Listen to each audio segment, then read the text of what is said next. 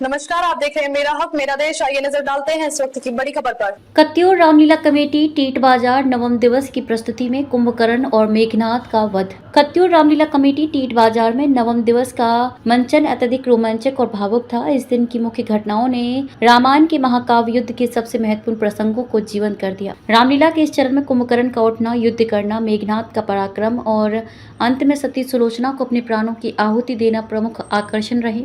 कुंभकर्ण का जागरण और भव्य प्रवेश। नवम दिवस की शुरुआत में सबसे पहले कुंभकर्ण को जगाने का दृश्य प्रस्तुत किया गया। कुंभकर्ण की भूमिका में संजय फरसवान ने अपने अद्वितीय अभिनय से दर्शकों का दिल जीत लिया। जैसे ही कुंभकर्ण को नींद से जगाया गया, उसकी विशालता और शक्ति का प्रदर्शन करते हुए मंच पर उसका भव्य प्रवेश हुआ।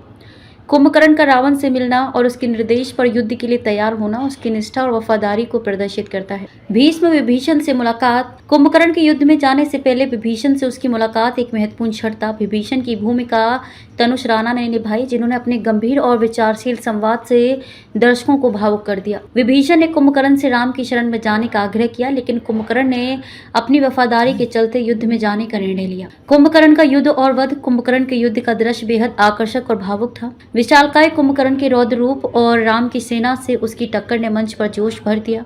संजय फरसवान ने अपने शक्तिशाली अभिनय और संवादों से कुंभकर्ण के साहस और वीरता को सजीव कर दिया। अंततः भगवान राम के हाथों कुंभकर्ण का वध हो जाता है और ये दृश्य दर्शकों को भाव विभोर कर गया। मेघनाथ का प्रवेश और युद्ध। कुंभकर्ण के वध के बाद रावण का पुत्र मेघनाथ युद्ध के लिए आगे बढ़ता है। चंदन नेगी ने मेघनाथ की भूमिका निभाते हुए अपने अद्वितीय अभिनय कौशल का परिचय दिया। मेघनाथ का वीरतापूर्ण युद्ध उसकी शक्ति और आत्मविश्वास का प्रतीक था।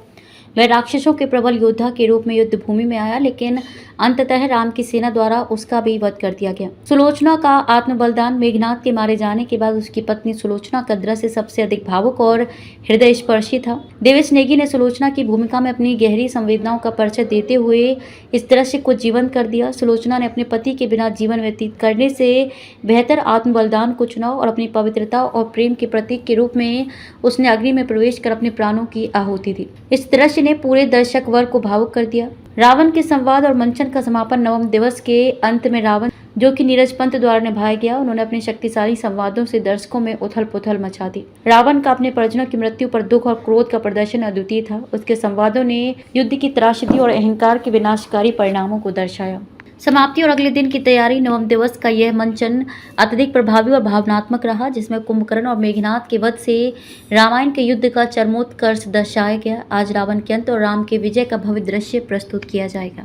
अब तक के लिए बस इतना ही। फिर होगी आपसे मुलाकात ऐसी एक और बड़ी खबर के साथ। तब तक के लिए नमस्कार और देखते रहिए मेरा हक मेरा देश।